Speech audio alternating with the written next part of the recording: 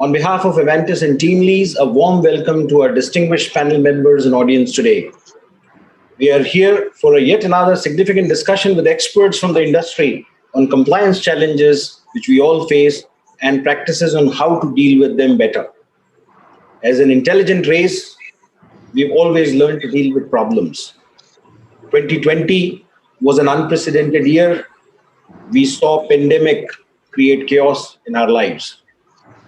As a company, we also observed that companies around the country who had adopted digital products, who had embraced digital technologies, they recovered faster, they dealt with the pandemic much better. Today, I have two experts from the industry who are going to share their expertise on how technology, the world of technology is transforming compliance, and we will learn from some of their experiences. In the last few years, the way Indians hail cabs, order food, book tickets, access entertainments, all of that has changed. Technology has permeated into every walk of our life. Just yesterday, I was reading that the last month we did over 2 billion transactions on digital payments. Bears testimony to the fact that 500 million Indians with smartphone connectivity, Wi-Fi, access to all kinds of smart applications are changing the way we interface with the world around us. I have the pleasure of hosting two senior people from the world of compliance in India. Let me first introduce Rupa Sampath Kumar. Rupa is a chartered accountant and a certified public accountant with 20 years of experience in US and India. She started her career with PwC and has been associated with ICICI and Barclays. In her current role, Rupa is working as a CFO of Hinduja Housing Finance since March 2017 and manages the finance, treasury functions such as financial control, reporting, treasury management, budget, planning, regulatory and statutory compliances. She successfully led the two-time filing of draft red herring prospectus for IPO issuances for Hinduja Leyland Finance, which is the parent company. She also led India's transitions into Hinduja Leyland Finance and Hinduja Housing and implemented the many firsts in financial accounting and reporting for NBFCs in India. Rupa possesses significant expertise and leadership skills in managing accounting transitions, organization building, lending negotiations, governance, and stakeholder engagement. Rupa, welcome. Thank you, Rishi, and Avantis and Team Lease for inviting me over for this wonderful session. And I can see that the number of attendees are rising. So I guess it's going to be a wonderful session with analysts and of course your entire team. So I'm excited to take this session forward. Lovely. Looking forward to that. So let me use this opportunity and introduce Rajesh Rathore. He is a qualified chartered accountant and certified information systems auditor, which is CISA. He has deep and extensive experience in internal audit, risk management, forensic investigation, corporate governance, and compliance.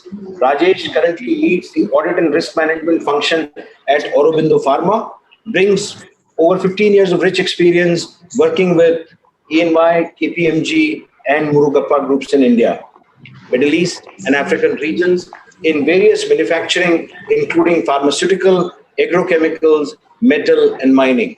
In addition, telecom, automotive, IT-enabled services, and BFSI sector. So as you can all see, Rajesh brings tremendous industry experience coming from different sectors. Rajesh has also been instrumental in developing risk and compliance frameworks for various organizations, automation of business processes, and monitoring of regulatory compliance requirements. Welcome, Rajesh. Thank you, Rishi. Thank you for the invite. It's a pleasure. I look forward to a very engaging. Absolutely. So the world of compliance in India is very complex. There are too many acts, too many rules, too many returns, registers, challan, too many compliances, too many licenses to deal with, too many dates to take care of. The law of the land is highly fluid. It changes over 3,000 times a year. Just during the COVID time, we saw 918 regulatory changes. I'm not making a value judgment here on whether those 918 were required or not. But I do believe those changes affect the entrepreneurs, industries, operating across sectors, because they change the compliance obligations. So before we kick off the discussion today, let's lay the foundation of what we are going to talk about, why is it so important, and then take it forward. So let us see a few slides here.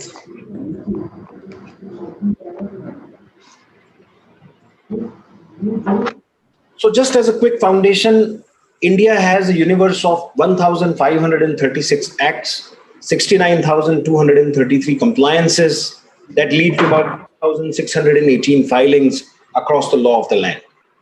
Just to clarify, no one company deals with this regulatory universe, but a company which operates in India, either in a single entity, single location, single state combination, or it operates in multiple states with multiple manufacturing plants and facilities or offices, as the case might be, including things like sales offices, support offices, and so on.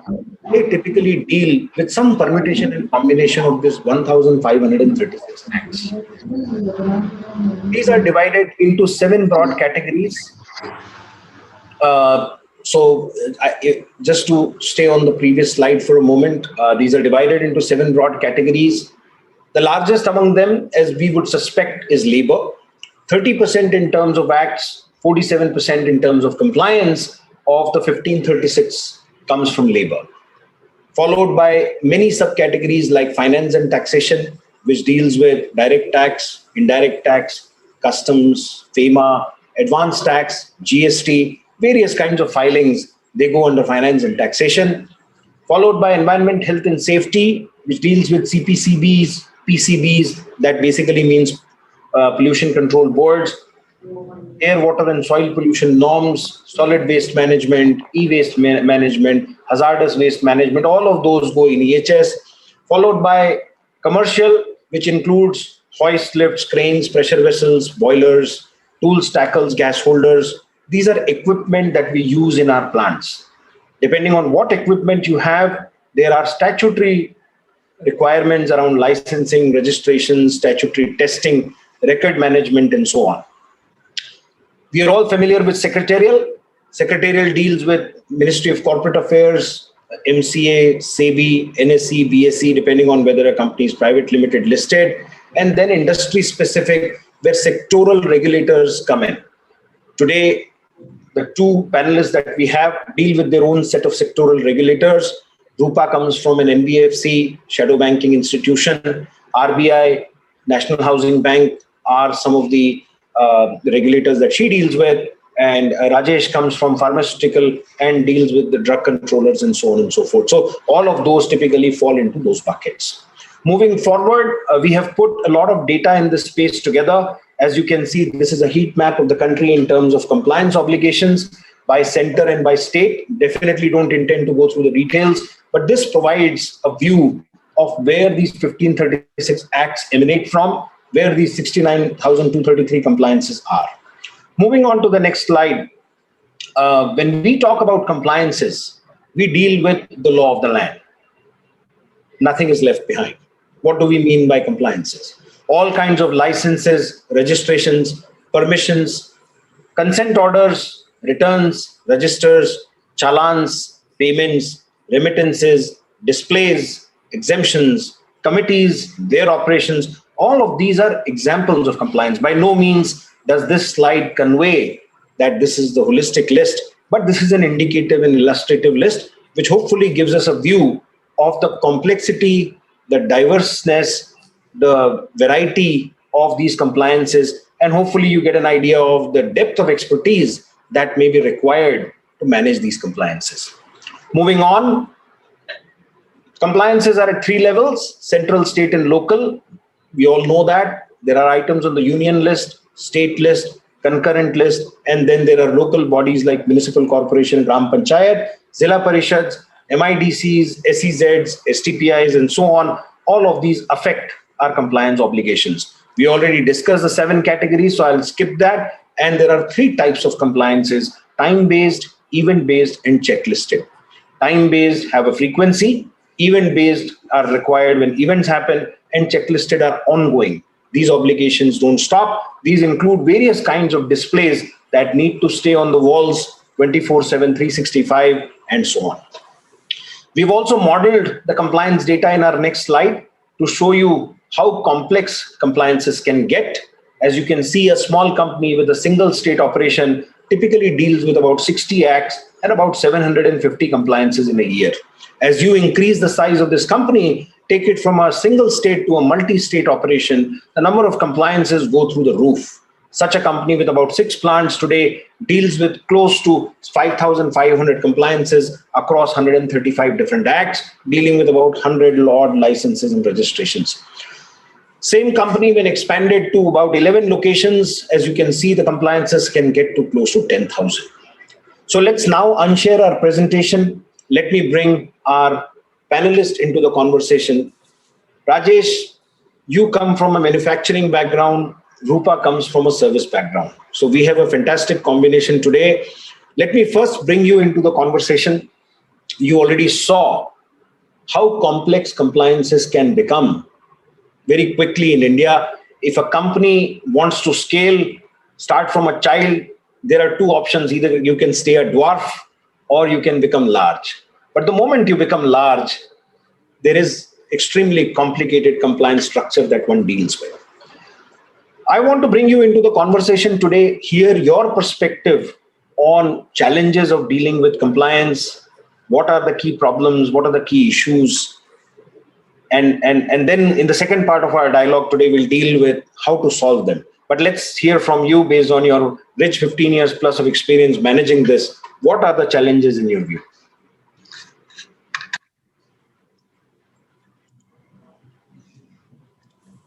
Muted. Yeah. Hi. So thank you, Rishi, for the quick introduction and giving the opportunity to talk on such a complex subject. As you rightly showed, the compliance environment in India is not as simple as it looks like. Okay. Probably one of the reason, if you see, in fact, just before this, I was looking at the ease of doing business in India. If you see the ease of doing business in India around 2014, India was somewhere close to 142. And thanks to the digitalization initiative taken by the government in the last couple of years, the ease of doing business in India is now close to 63. So it clearly lays down the complex environment that is there today in India because of so many laws, so many acts, be at a central level, state level, or at a local body level.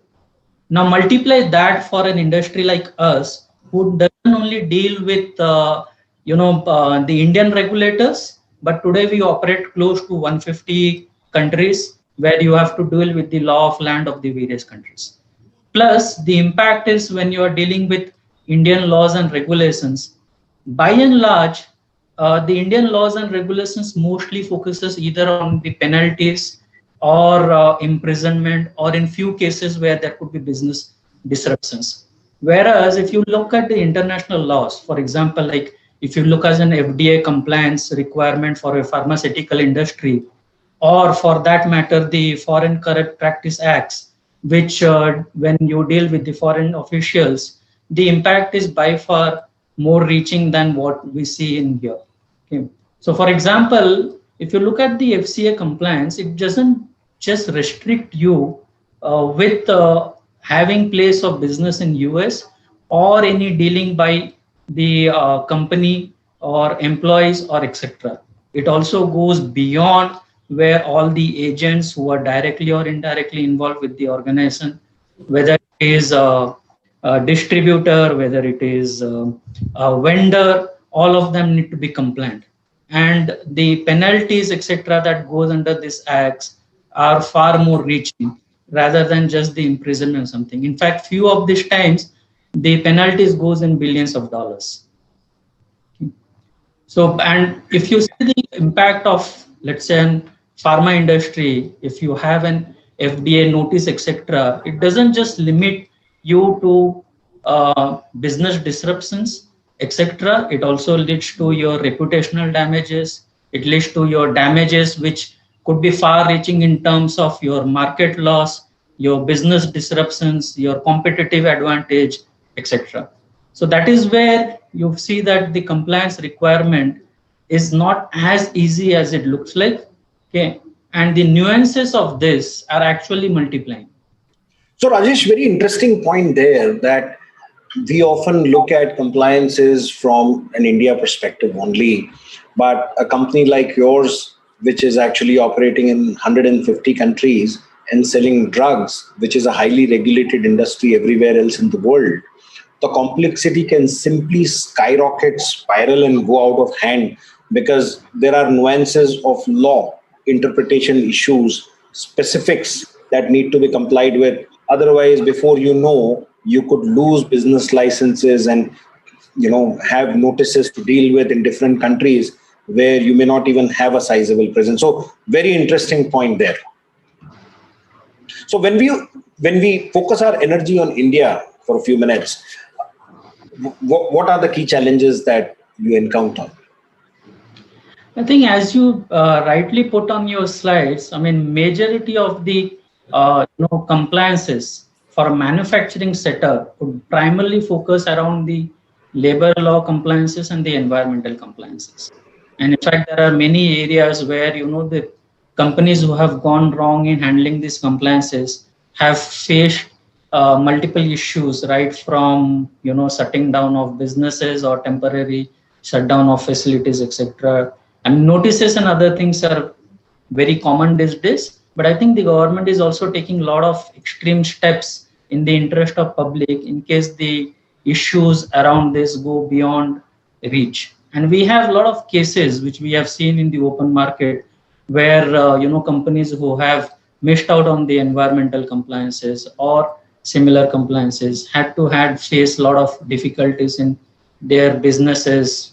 There are cases where few people who were in the chemical industry, they had to shut down their operations because of not being able to comply with or not complying with the environmental laws. So in our, fair to say that compliance management is bigger than a bread basket. It is not one person's responsibility anymore. For a large, multi-state, diversified presence, there are too many cooks in the kitchen who actually need to focus on compliance. Absolutely, Rishi. So as you rightly said, the compliance is not just one person's responsibility. And more importantly, as per me, it is not a tick in the box matter anymore. It actually has to go into the DNA of the organization where everyone understands the nuances of the compliances. Everyone understands the impact of not complying with the various rules, laws, regulations, etc. And everyone takes the ownership of, either sharing or reporting any non-compliance that they see. I'll give you an example. Let's say a simple example like a PF remittance, etc. I think it goes back to very old days, but it's still very relevant. So when you see people thinking that PF compliance is a burden, let's say in case of a manufacturing sector where you have contract laborers, the burden is actually on the organization rather than the contractor who is supposed to pay the or deposit the PF amount which has been collected from the company, and it is have to be deposited with the authorities. Whereas the law clearly says that the compliance to this has to be ensured by the organization, whether the contractor has deposited or has not deposited. So if you see, this shifting paradigm is also that where a lot of things are getting moved to the organization to see that whether the people who deal with them have complied with the various requirement or have not complied. Absolutely. So some wonderful points made there. As a principal employer, when you deal with contractors, you can't outsource the compliance as well. So the principal accountability stays with you, and you're not only responsible for your own compliances, you're also responsible for your contractor's compliance. So, good point, Rajesh. Rupa, let me bring you into the conversation now. Rajesh comes from a very, very large multi-state manufacturing sort of a setup in a regulated industry. You come from a services industry. You deal with a very broad geographical footprint of branches. across the length and breadth of the country and growing pretty rapidly. Tell us about your compliance challenges. See, as you rightly said, India, with the kind of reforms that have happened across the various regulations, services industry is not an exception. So, being in the finance services or intermediary space, which is one of the rapidly growing pace, as we can see in the last decade, with the kind of issues that we had seen during the pandemic or even prior to that, the housing finance industry has, as well as the NBFC segment, has gone through a lot of changes. So, from a compliance challenge perspective, I feel that any organization should always try to stay ahead of the game. So, its digital transformation strategy is very critical. So, as part of the digital transformation strategy of any company, compliance is one of the strong pillars. So, across the three pillars of people, process, and technology, compliance should be a compliance champion for all the departments, because every department, for example, in our industry, every department, there is something that's related to compliance. Other than what you have just laid out, if I can just take one regulation like the RBI or NHD and try and connect it with all the departments in our organization, just for an example, take credit. Credit is our main lending business, right? So we lend, so we do credit assessments. So from a credit perspective, we will be connected with, regulations like Fair Practices Code, KYC, data protection, data privacy, because we are handling sensitive customer data. So from a credit department has to have so much compliances. Finance, you would know that we are anyway subjected to all the Companies Act and other laws that you have just laid out, but we also have something very unique to our industry like asset liability management and liquidity risk framework, especially during the pandemic, just to push life into our economy. RBI and the finance ministry had come up with a slew of financial reforms to bring resilience and stability into the industry, and liquidity risk assessment framework and the slew of reforms around that. So that has to be added compliance to the finance department. So you can look at HR, even advertisements, corporate communications as a team. It also has its own set of compliances on website, what needs to be displayed on our website, what are the things that we should communicate to the customers and people at large. So, there are myriad of compliances and it permeates all departments or functions in an organization. So whichever compliance mechanism or tool or a framework that a company wants to build in has to be cognizant of this fact that it has to be a solution which is all encompassing, and also be mindful of the fact that one size fits all is not the solution, because all the organizations in NBFC are very diversified in their product needs. One of the company could be a housing finance company, another company could be an asset finance company, another company could be an investment company. Everything comes under the ambit of NBFC, or housing finance is also under the ambit of. And there could be education loan. Exactly, educational loan, unsecured there loan. Could be vehicle loan, mortgage loans, loan against property. You name it. So there are diversified product needs which has its own set of policies and regulations around it. So I would say from a compliance challenge, it's always important that the tone at the top is set well. As a company, the board of directors and the senior management and the whole team that's managing an enterprise has to first set the vision in place in terms of how it wants the compliance framework to be built in, and have a strong framework, and also partner with a strong team to build the entire compliance solutions. And look at something like. Are the infrastructure good enough for the next 5-10 years? So you come from a branch operation setup. Yeah. And the only way you grow is to grow more branches. Exactly. So every time you put a branch together, is it fair to assume that the compliance burden linearly increases because every branch has a shop act, every branch has maintenance of various kinds of labor registers, the various kinds of displays, right from a nodal officer, grievance officer, you probably have to display license issued by the RBI. I mean, there are so many examples of compliances at every branch. And as you multiply your branch presence in the country, these compliances are going to also exponentially multiply, right? Yeah, absolutely. So what happens is, I mean, in our case in point, our housing finance company, we have brick and mortar offices across 100 branches, and we have touch points, around 350 to 400 touch points across the country. So I have my fleet. We have our fleet on street people across India, and also brick and mortar offices across 100 locations. So although we are kind of centralized from the finance perspective, but all the related payroll related, shops and establishment related, branch related returns, everything is regulated at the respective location. So it becomes a challenge to ensure that the compliances are all in order. So it is Just painting a high level scenario, right? So, say an organization like yours, say, has 500 branches. An organization of this nature will probably end up renewing their shop act every year or Exactly. something like that. So there are 500 renewals happening in a year. Yes. And each renewal probably has to be filed 60 days before the expiry date. Yes. You have 250 business days in a year. Do the math. You're actually planning for 2 renewals a day on an average. Yes, absolutely. That's the complexity that we are dealing with. It's not about intention.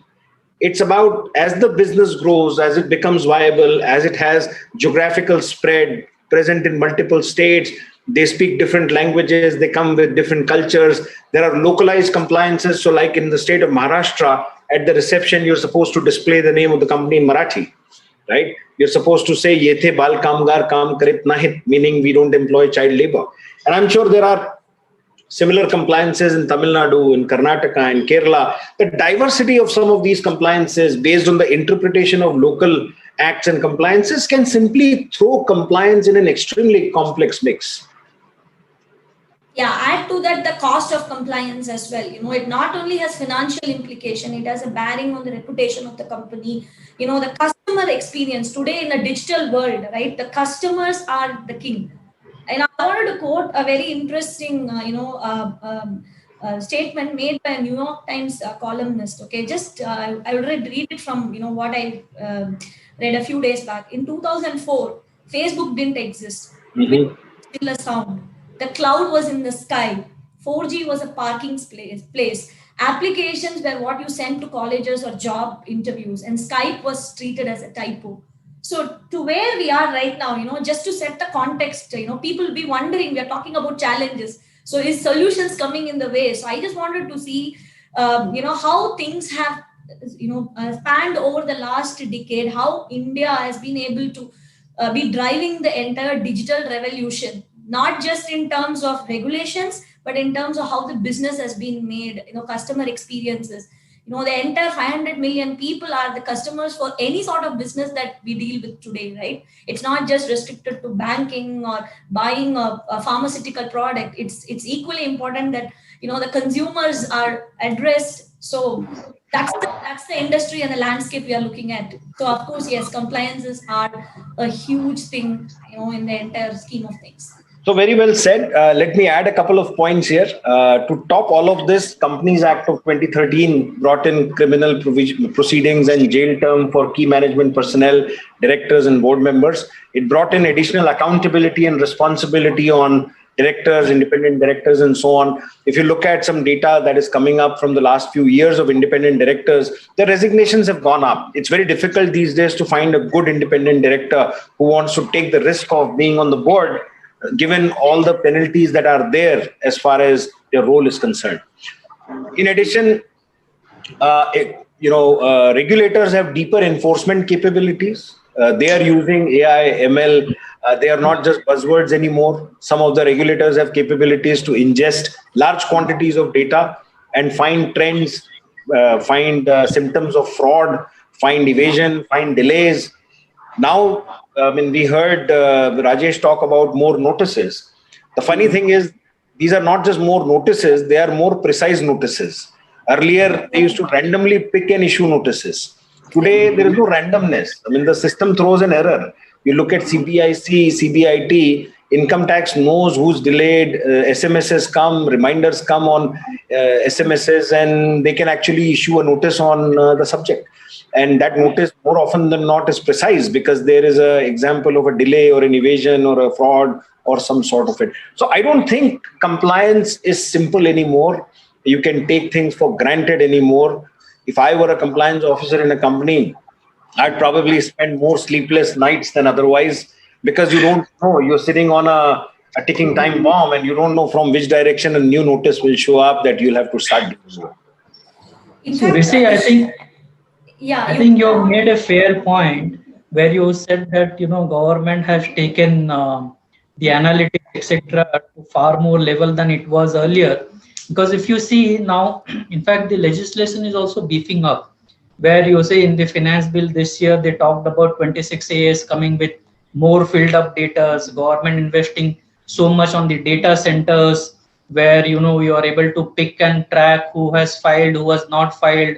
They're able to do more of data analytics, and they are able to do more of trending etc., which many of the small scale industries might not be doing or might not have the capabilities of doing that.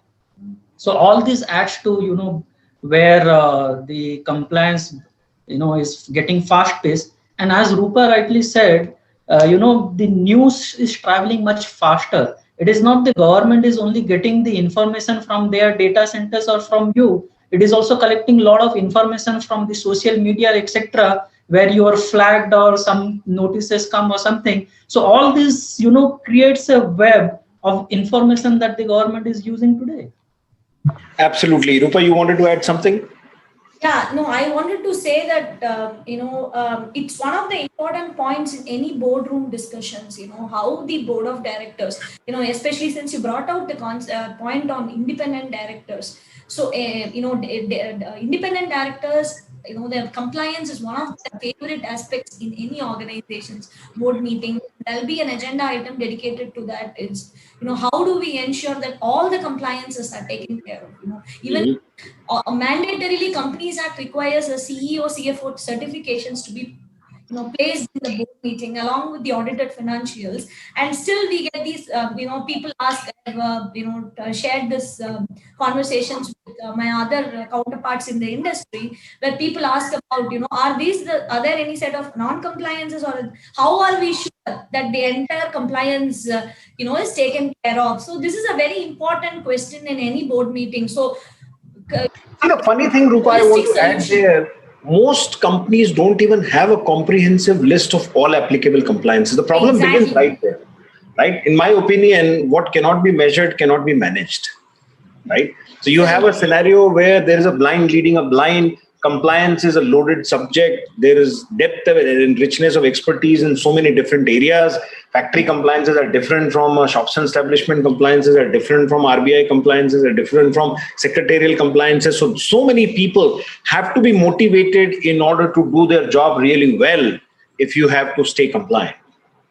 Yeah, so that's where the constant communication and addressing the training needs of people who actually deal with the compliances becomes a key, right? If you had a tenured resource, who's worked in the service tax environment, the GST is a different ball game altogether. So whenever we get issues or clarifications, we always call up a consultant or an expert, to have our doubts clarified. So having a full, very consolidated, comprehensive compliance management tool, which also feeds in updates, is very critical to have a holistic solution.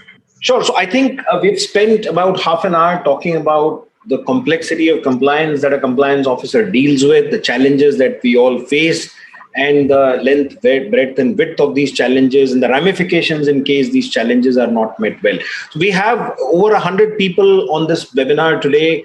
Let me request Abhay to bring up a poll. I want to hear from our audience today what they think about compliance management and their challenges. I do request you, Rupa and Rajesh, to answer the poll as well.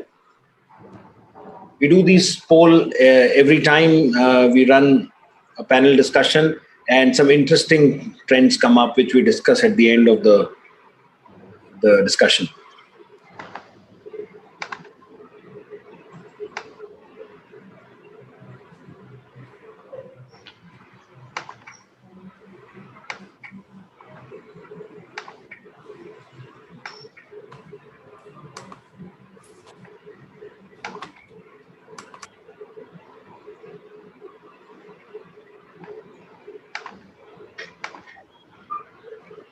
So some very interesting trends are already starting to show up, which are pretty much in line with what we hear every time we run these polls.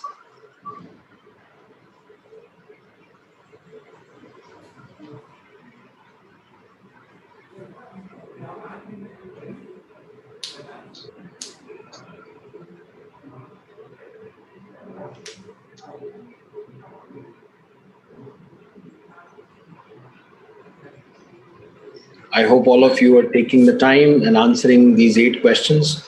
They don't take more than 30 to 60 seconds to answer. I'll keep the poll on for another 20 seconds. Request you all to go through the questions and submit your responses.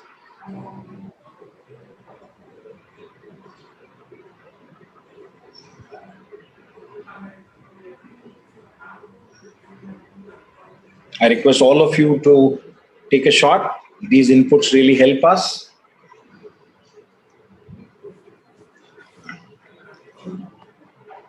Another 15 seconds.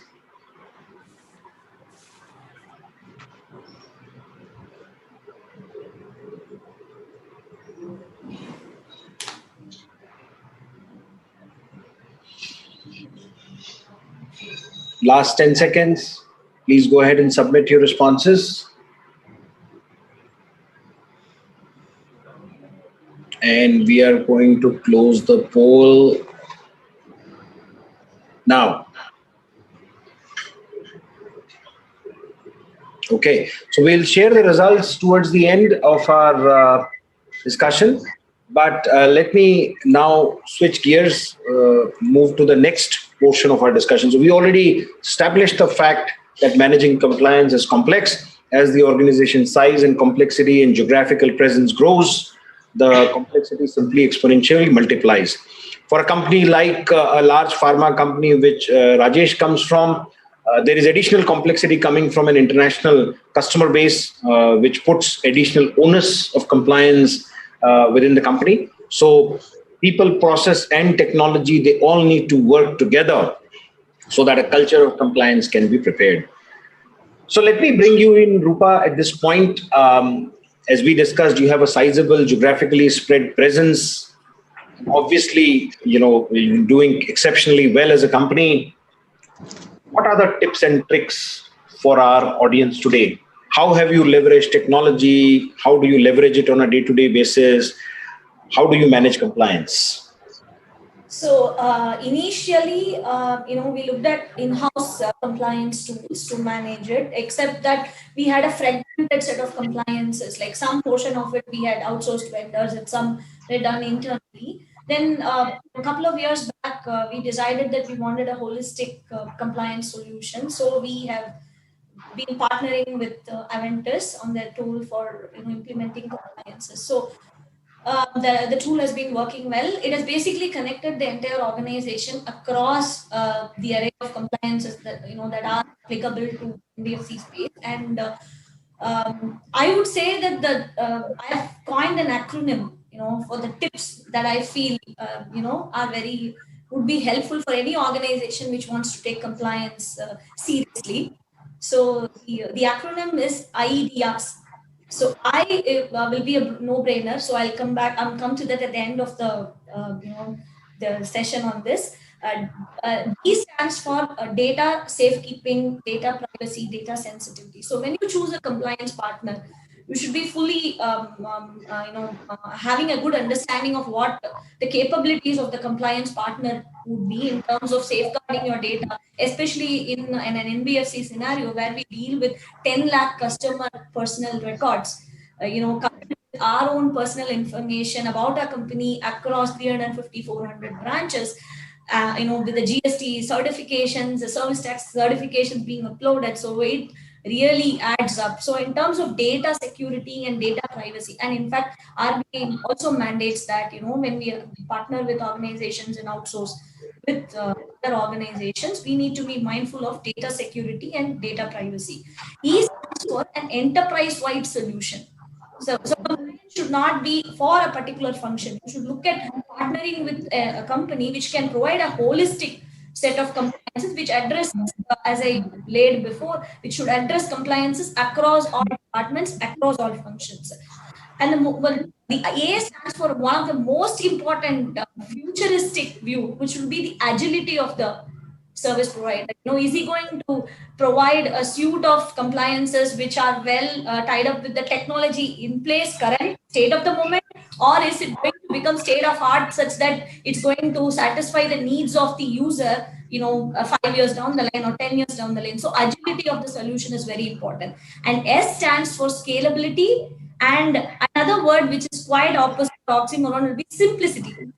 So I want the compliance tool to be simple, for my people to be able to, access it, create a user ID or passwords or change or usability, the interface, everything needs to be smooth and simple. So scalability and simplicity. And I stands for the investment, the cost of the solution. Of course, that will dictate the entire RFP process. But still, I would want to lay down the first 4 as the critical factors, and then look at the cost benefit in terms of I. So I think at the end, it's definitely worth the effort. Sure. That will be my 5 things. I'll probably add one more item to it, Rupa. The law of the land is very fluid in India, right? It changes over 3,000 times a year.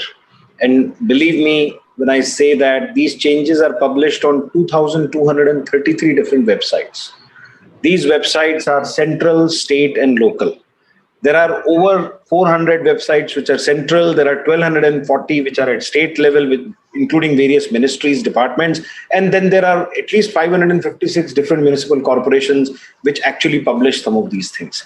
So for a large organization that has a multi-state presence today, staying on top of these 2,233 different websites, understanding what has changed, changes to date, changes to duty structure, changes to interest and penalty structure, revision to forms, different calculations on minimum wages, different dates and timelines to filling out the forms and submitting the returns, manual versus digital. Keeping on top of this can be a nightmare. So one of the key areas there from a digital transformation perspective is you should not go to the information should come to you. Absolutely. Right? Data should not be thrown at you, because throwing loads of data does not help in making decisions. We have to be able to take in data, convert it into information, and take the information, convert it into actionable knowledge, so that people in the organization don't waste time for some of that. So I think points really well made: scalability, data privacy, security, ability to support you for next few years, right? When we buy an apartment, right, we don't buy an apartment for today's requirement. We also look at the next 5 years of requirements, right? Because the apartment that we buy, we cannot enter and exit a new apartment every now and then at our whims and fancies. Similarly, when you adopt a technology solution, it's important to make sure that your vendor partner can support you in your growth agenda for the next few years. One other item that I would like to add is mobile apps, right? People don't realize how important mobile apps have become in our lives. You mentioned a 2004 quote from New York Times where, what was that application? Was university application or something? Yes. University and job, interview applications. Right. And today, apps have changed the way, most people go to the toilet with their phones on, right? So the world has changed, and so has our information consumption requirements. So whatever technology, product, solutions you choose needs to have a rich mobile interface so that you can stay on top. So Rajesh, let me bring you here. What do you think? What are the tips and tricks? I would like to leave some of them with our audience. But before Rajesh comes in, this is a specific request to our audience. There are over 100 people on this call. I really love all of you to engage with us. There is a Q&A section at the bottom. You would see that. If you have any questions for our panelists and or I, please put in the question there. And the moment we get to the last 10 minutes, we will start answering these questions. So I do request you to leverage that opportunity in the Q&A today so that we can help answer some specific questions. Rajesh, over to you. So Rishi, I think for a company of our size and the scale that we are in, it's definitely not possible us to manage all the compliances in the old-fashioned way. And that is where, we also leverage the tools and technologies to do it. So what we do is if I give you a background, we have almost around 10 to 12,000 compliances that sit in our tool today. So which helps. So what we have done is we have mapped this to the T, where the person on the ground or the person on the plant or the person in the branch, etc., whatever it is, they are being assigned the responsibilities where they have to comply with. The tool also has capabilities in terms of alerting them the due date of compliances as and when it comes near. It also has an escalation matrix where it helps us in case people have not complied. It goes to the next level, it goes, flags it to a senior, etc. We also have a couple of people who manage this on a daily basis, seeing that whether the compliances which are to be complied are mapped or not. Where the compliances are critical, we also have the element where the proof of compliance could be uploaded in the tool and it could be validated independently by someone. So these are the few tricks and checks and balances and the tricks that helps us actually keep on top of this. Apart from that, what we also have is we have a concept of certification where the ultimate HODs have to confirm that they have complied with the various requirements for the month or the quarter which is being presented to the board. So this is how broadly this tool helps us in keeping the spectrum of compliance fluid and working. And as you rightly said, one of the challenges that we face, okay, is staying on top of the changes. Okay, the compliances that keep changing or the amendment that come, the repealed act, the new acts, etc. So that is where we have consultants or vendor who help us give a periodic update to keep our tool upkeep and keep it running. So that's broadly how we are able to manage this. And broadly, I think that's how most of the organization will be able to manage, because if it's a manual environment, it's very difficult to track who has done, who has not done, who has to do, when it has to be done. So there are a lot of nuances to that. Excellent. So lovely input here. So from a culture of compliance perspective, how do we create a culture of compliance? We discussed there are so many people in the company who have something to do with compliance. Not all of them are equally motivated. Not all of them are equally skilled. Some of them have become accidental compliance handlers. They actually got no training on compliance. There are so many people in HR today that I encounter during my discussions around labor compliance who never went through a single discussion on what labor compliances are and how to manage them. They've anecdotally learned them over a period of time. They sometimes don't even understand the difference between the act and the rules sections and how they impact our compliance obligations. In a scenario like this, how do we get to a point where we can get what we need, culture established, there are enough checks, balances, and controls in order to get this going? I feel that the only way to connect people is to make it as a part of their daily routine. In a sense, bring it a culture within the systems and processes itself. It should not be laid on top of the existing processes.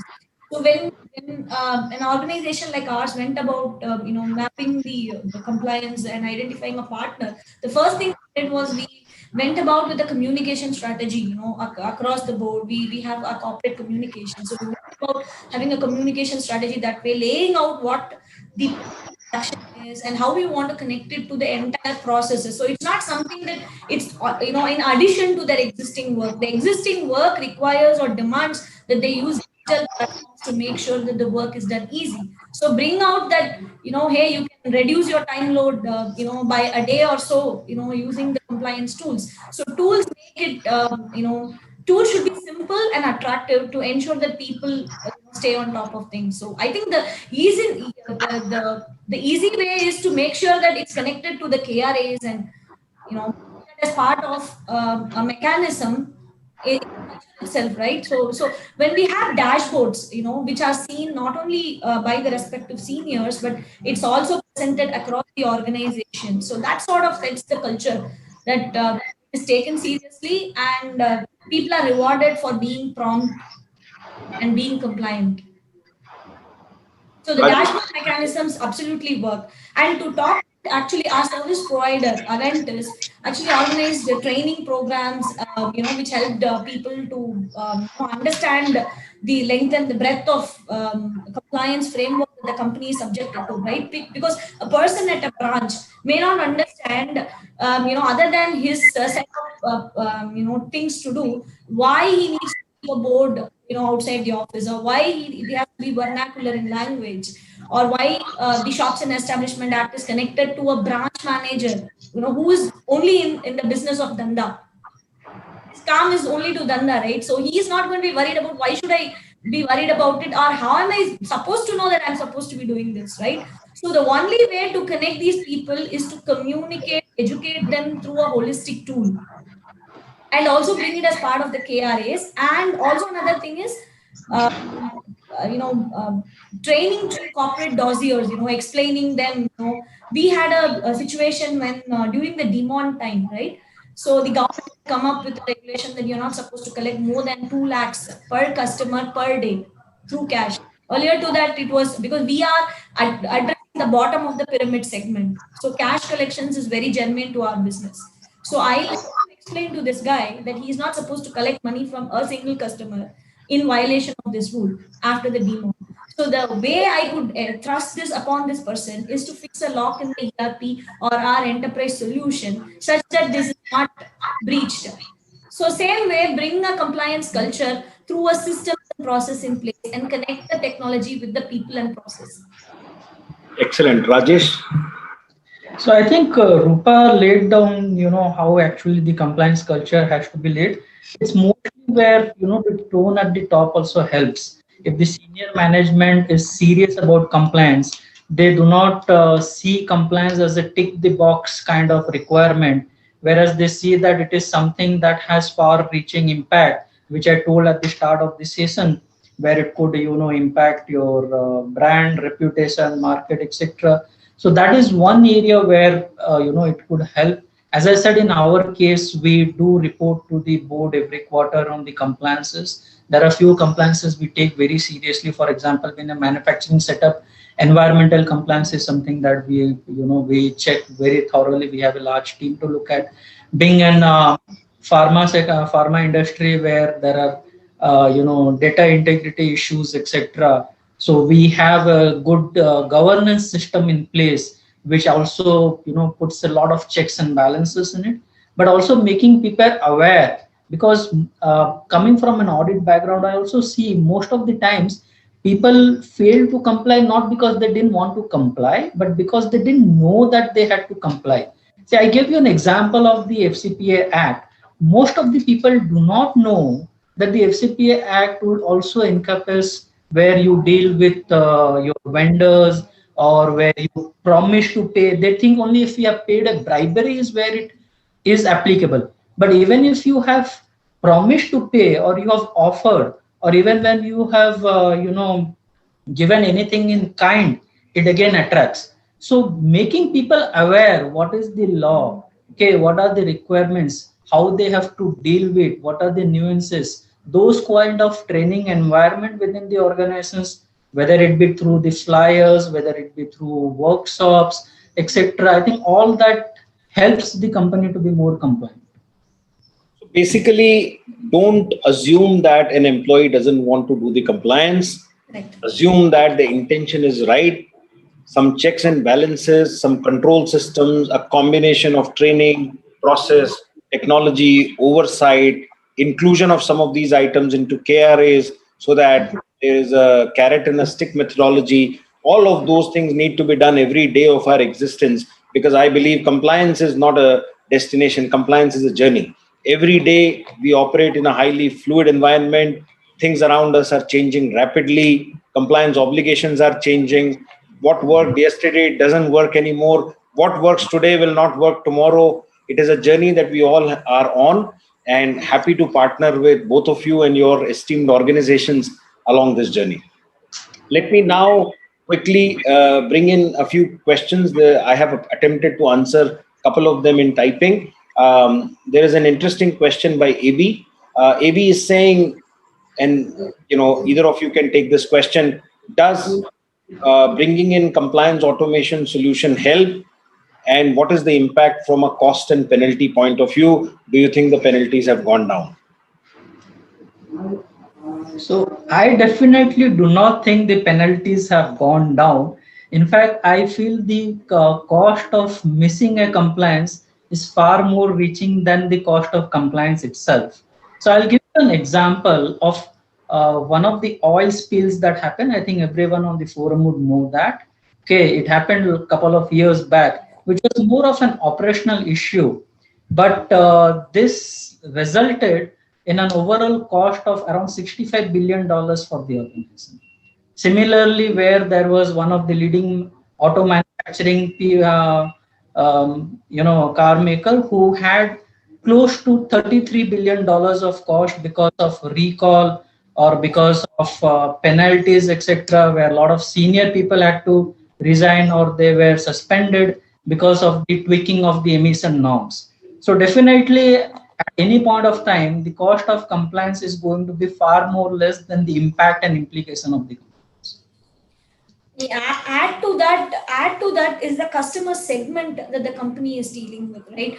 So if you have digital customers, if you are in the fintech lending platform, assuming a company in a fintech lending platform, it's everything is digital. Your customer preferences, needs, everything is AI based. So if there is any news on non-compliance or a miss or a failure, it's going to really impact the way your customer views doing business with you. So I don't think you should look at the cost of the investment versus the penalties, because penalties not just should be monitored on a financial number, but has to be looked at it from an impact on the branding of the company. That's where, Cost. the answer, AB, to your question is looking at it only from a financial perspective is being very parochial. There are non-financial costs associated with poor compliance. Today, the cost of raising debt and equity capital is dependent on companies' brand and image.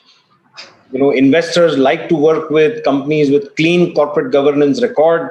Every now and then, if you're on the front page of Economic Times for a miss or a severe mishap or an accident or death of employees that may have happened because of poor compliance, that is not going to help you scale. So I hope that answers the question. Let me now move quickly to the next question here. Kamlesh, thank you for asking the question. Kamlesh is saying, is there a website particularly that can be trusted to have an idea on day-to-day updates on labor law compliance? So Kamlesh, you can visit our website at aventis.co.in. We are the only website in the country that scans 2,233 different websites across central, state, and local laws, and we publish these regulatory updates free of cost. So you can go ahead, create a free account on our website and choose labor law as a category that you're interested in. It allows you to choose central and states that you are interested in. You can choose daily, weekly, monthly newsletters, and they will start coming to you directly in your inbox. In addition, if you enjoy using apps, there is an app called Rulesbook, RULEZBOOK. I repeat, RULEZBOOK on iOS and Android platform. It takes literally 2 to 3 minutes to onboard yourself on the app. You can choose labor laws and start tracking all the regulatory changes directly on our website. So that is another one. Pavitra Singh has asked the question, in this era wherein anticipating enormous change in the law, be it privacy or code, how do you keep yourself on top of things? I think, Pavitra, this is a similar answer that I just gave to Kamlesh. Staying on top of all the regulatory compliances and updates requires day-to-day reading of these changes. And just like I said, there is no single platform today where you can see what has changed. So over a period of last 7 years, we've invested heavily in developing tech-based solutions to capture all of this, classify them, digitize them by department, ministry, center, states, regulators, category of compliances, date ranges, with copy of the regulatory change. Please go ahead, spend time. It takes literally 3 to 5 minutes to review our daily newsletter. That's your daily dose of compliance changes. You keep doing that for a few months and you will suddenly feel that you are information empowered to make decisions around compliance. I have another question here. By the way, Rajesh and Rupa, do you have any other answer to that? I mean, please feel free. Yeah, so I just wanted to, take this opportunity to thank Aventis in terms of the solution to this, keeping abreast of the developments, I get a push down to my mailbox in terms of what are the compliances, that have changed in the last day. So I get that mail every day. So I start my morning coffee with a mail from Avantis which says what's the update for today. So that really helps, because it helps us to scan through the nature of compliances and then pick what you would like to read about, and then balance, trickle it down to the respective teams in your organization. So as I said, there is no single compliance department or person responsible. It is the entire organization that needs to drive compliance. So interesting point, Rupa. I just want to add something to it. Pavitra, this is a quick point. If you want to stay healthy and fit, you can't wake up one fine morning once a month and go for a 10-kilometer run. You have to wake up every morning and go 1 or 2 kilometers, 3 kilometers, whatever it is. It needs to become a daily practice. It needs to become a habit. It needs to become a part of your day-to-day discipline. Knowledge of compliance is the same way. As they say, power of compounding is the eighth wonder of the world. When you read and invest on some of these matters every day, it adds up.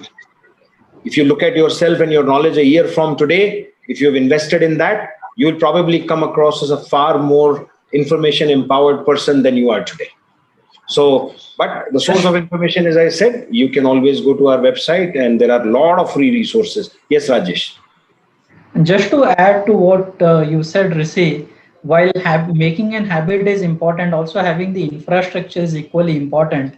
And as I have seen, Avantis has developed that infrastructure for free for most of the people to go and, get this information, where, your team has invested in those technologies, etc., where you scan. And most of these changes that come across are coming real time. As far as I know, that every night this is getting refreshed and the next day it is published. So I think that makes people who really want to take compliance seriously, it equips them to really be on top of their compliances. Absolutely.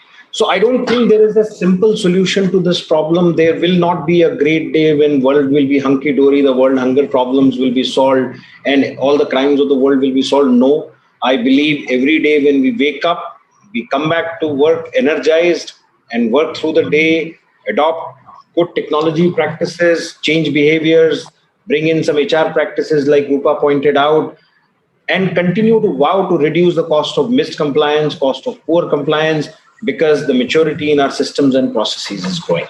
So thank you so much, audience, for participating. Before we wrap up, I do want to share the outcomes of our survey. Abhay, if you don't mind bringing the survey results up so that we can share it with everyone. So while Abhay brings the survey results up, Rupa and Rajesh, thank you so much for taking the time. I really appreciate it. So here are the survey results. First question, I feel managing compliance is really challenging. Almost lion's share of the people, 94%, agree with that. My organization has paid some fines and penalties. So you can see a whopping 60% of the organizations agree on a public survey that they have paid fines and penalties. And I'm sure there are many in the closet right now who would agree with me in private, but are not willing to put it on a survey. I believe tracking compliances using a technology platform will help manage it better. As you can see, with the exception of 2 people, 97% of the people actually believe that. It's high time we change the paper-based compliance filings. 96% people believe it. No denying right there. My organization has missed at least one critical compliance in the last 12 months. And as you can see, 63% organizations believe that their company has missed a critical compliance. And trust me, the cost of poor compliance goes beyond fines and penalties. Sometimes it can lead to accidents, which are avoidable accidents. It can lead to lost brand image, lost reputation in the marketplace, which is all highly avoidable. Managing compliance during COVID has been really challenging. Absolutely. 90% believe that. There were 918 regulatory changes. Staying on top of them wasn't a joke. Some of them were applicable from the day least. Second, a lot of people had problems in the first few months working from home. They didn't have laptops, they didn't have internet, they didn't have access to information. A lot of these companies were working in paper-based environments where paper was moving from desk 1 to desk 2. Suddenly the world around us changed. There was no Raju who was moving the paper around. there were no paper to be moved around. The world was in a lockdown, and suddenly you realize that what worked before COVID, which is 23rd March 2020, doesn't work anymore. And we have seen, because we work with a lot of companies who have embraced digitization, that these companies did a fantastic job of rebounding, recovering, managing their compliance obligations, and not paying a dime of penalty. A couple of last questions here. It's challenging to stay on top of all the regulatory updates and compliance. As you can see, almost 97% believe that. We believe it too. And that's where we have invested in building these solutions. Last item, filing compliances are often missed because they are paper-based. Again, you can see 84% agree with it. Bottom line, technology is going to transform compliance. Technology is going to play a vital role in helping bring scalability in your organization's growth. And it's high time that instead of avoiding technology, we start adopting technology, considering it as a friend, so that we can move from an ad hoc, manual, paper-based, and people-dependent compliance program to a highly digital, process-oriented, and managed compliance program. With that, ladies and gentlemen, I thank you for being a wonderful audience today. Thank you for spending the time. We still have close to 90 people on this webinar. So Rajesh and Rupa, congratulations to you for being able to engage all of these people for the full hour.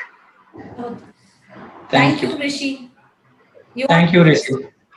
So we look forward to having you in yet another episode next month. Until then, enjoy, stay safe, stay healthy, and see you next time. Yeah, stay digital. Yep. Thank you. Right.